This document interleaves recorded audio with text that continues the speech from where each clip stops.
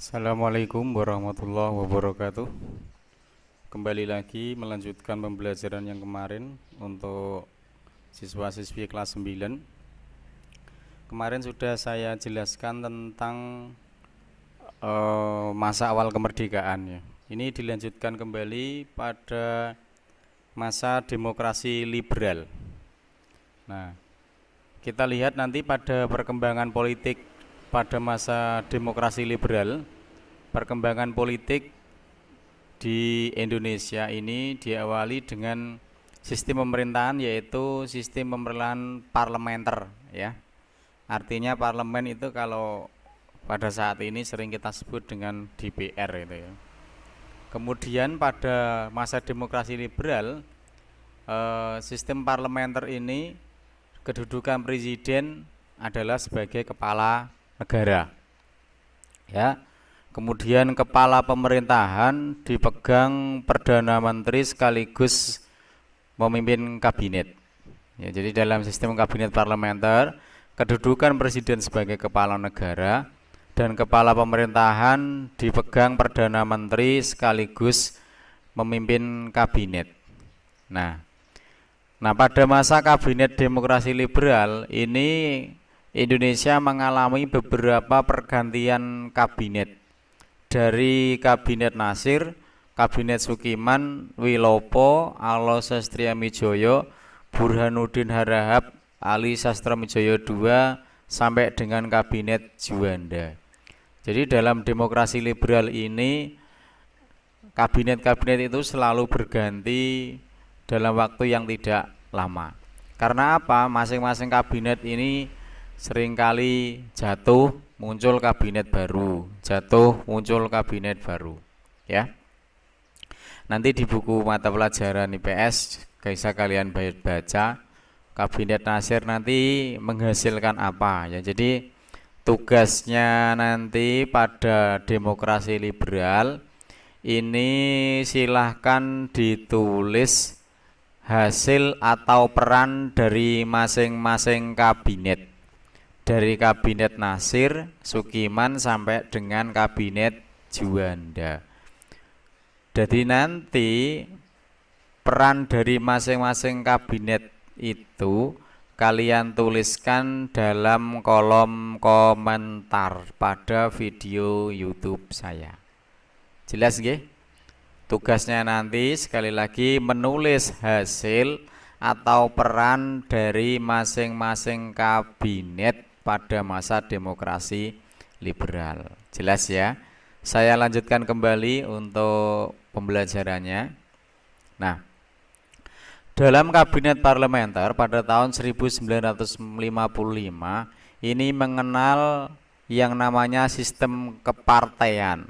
Sehingga pada tahun 1955 Indonesia ini menjalankan pemilu untuk yang pertama kali yang diikuti oleh banyak partai atau multi partai ya. Jadi ada banyak partai di sini. Ada Masumi, PNI, PSI, PKI, PBI, PRJ, Parkindo, PRS, Perme dan PKRI ya. Jadi tahun 1955 ini adalah pemilu yang pertama kali dilaksanakan 2 tahap. Jadi tahap yang pertama adalah untuk memilih DPR atau parlemen. Yang kedua adalah memilih anggota Dewan Konstituante. Dewan Konstituante itu apa? Dewan Konstituante adalah dewan pembentuk undang-undang dasar ya. Jadi ada 2 kali tahun 55 ini.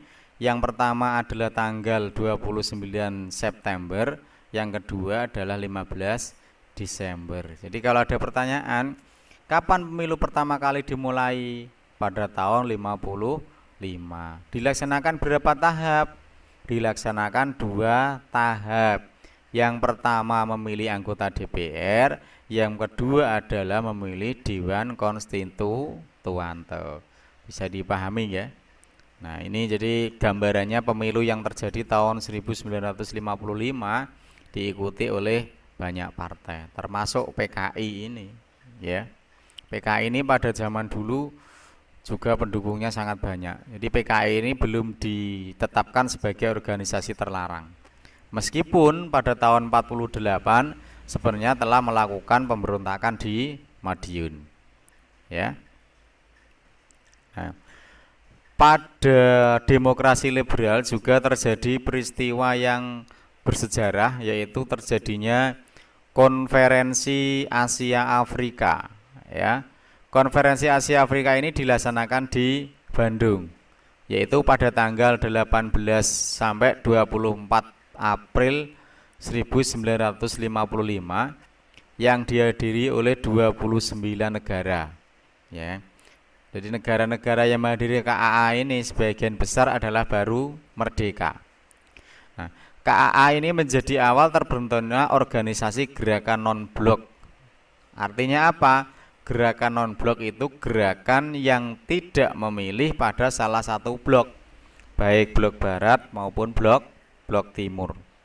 Nah, ini keberhasilan KAA dalam menyelenggarakan konferensi Asia, keberhasilan Indonesia dalam menjalankan konferensi Asia Afrika di Bandung ini mendapatkan dukungan untuk melakukan pembebasan Irian Barat.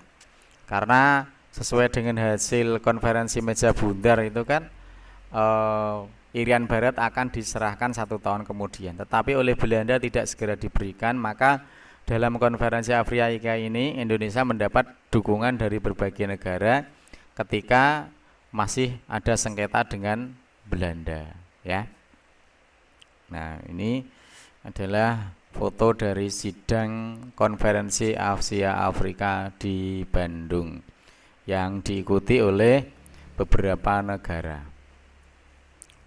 Kemudian ini pencapaian pada demokrasi liberal, demokrasi parlementer, ada deklarasi Juanda.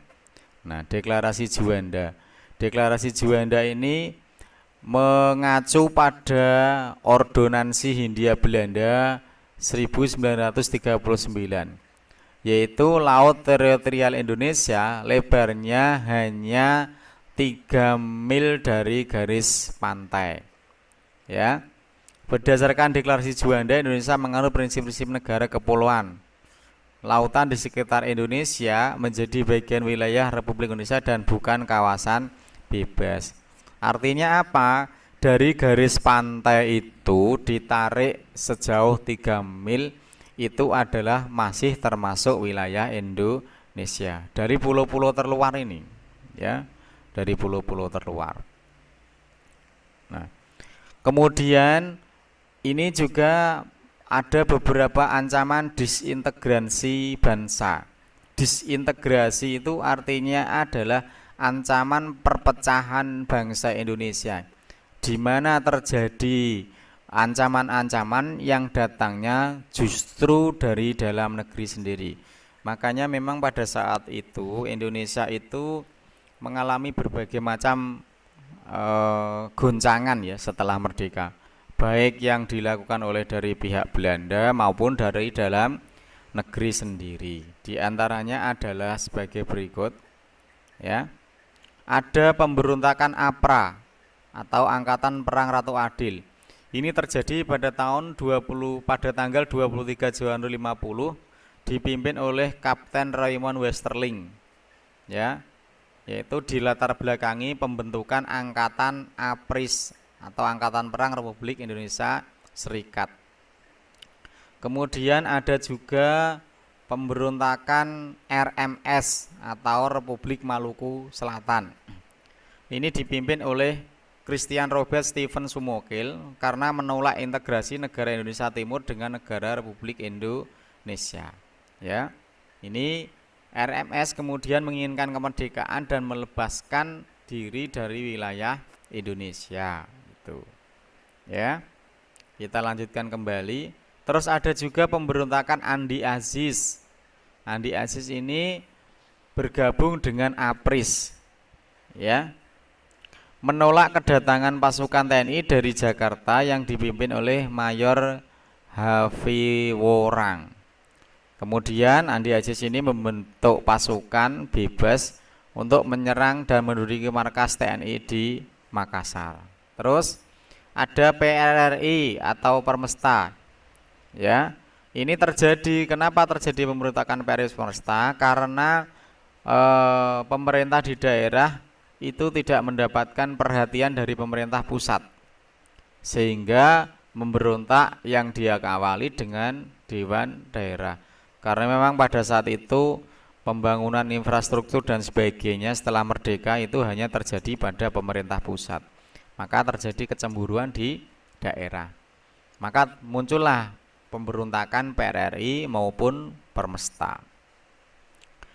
Kemudian untuk menumpas beberapa pemberontakan ini dibentuklah Dewan Banteng di Sumatera Barat yang dipimpin oleh Letkol Ahmad Hussein. Kemudian Dewan Gajah dipimpin oleh Simbolon, dan Dewan Garuda di Sumatera dipimpin oleh Letkol Barlian. Nah, kita lihat kehidupan pada dasar demokrasi liberal. Ya. Kita cari dulu demokrasi liberal. Hilang ya.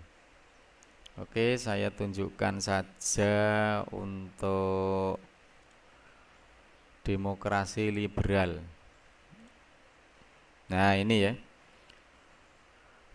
Sebelum ke demokrasi terpimpin, pada demokrasi liberal ini kehidupan ekonomi ini memberlakukan sistem ekonomi Alibaba.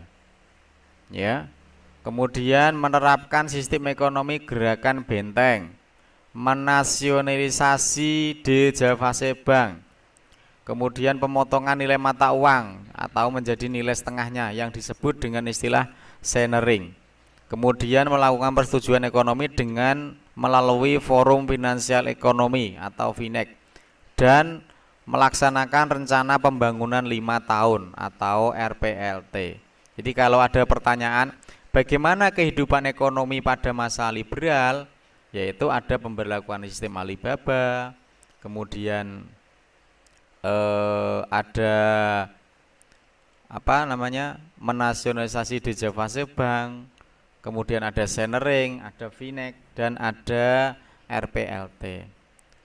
Kalau ada pertanyaan lagi bagaimana kehidupan pendidikan pada demokrasi liberal, nah di sini ada Menteri Pendidikan Abu Hanifah menyusun konsepsi pendidikan yang menitikberatkan pada spesialisasi. Dan garis besar konsepsi pendidikan mencakup pendidikan umum dan pendidikan teknik dengan perbandingan 3:1. Artinya apa? Setiap ada 3 sekolah umum dibuka sekolah teknik. Ya, jadi ini adalah menjelaskan tentang bagaimana kehidupan ekonomi sekaligus kehidupan di bidang pendidikan. Oke anak-anakku sekalian, anak-anak kelas 9, untuk video pembelajaran pada demokrasi liberal saya cukupkan sampai di sini. Nanti kita akan lanjutkan pada video pembelajaran berikutnya yang akan membahas tentang masa demokrasi terpimpin. Oke, jangan lupa tadi tugasnya apa, silahkan ditulis di kolom komentar. Terima kasih atas perhatian anak-anak. Selamat pagi menjelang siang. Assalamualaikum warahmatullahi wabarakatuh.